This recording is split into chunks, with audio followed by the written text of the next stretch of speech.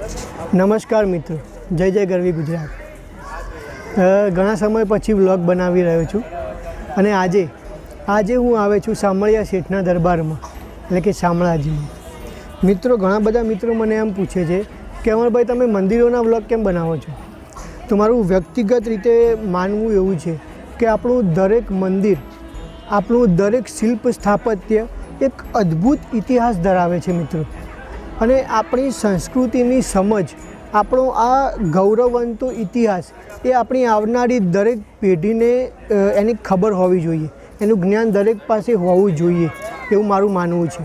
કે આપણી સંસ્કૃતિનો પ્રચાર કરવામાં કંઈ પણ જો હું નાનું એવું પણ કંઈ કોન્ટ્રીબ્યુશન કરી શકતો હોય તો એની મને ખૂબ જ ખુશી છે.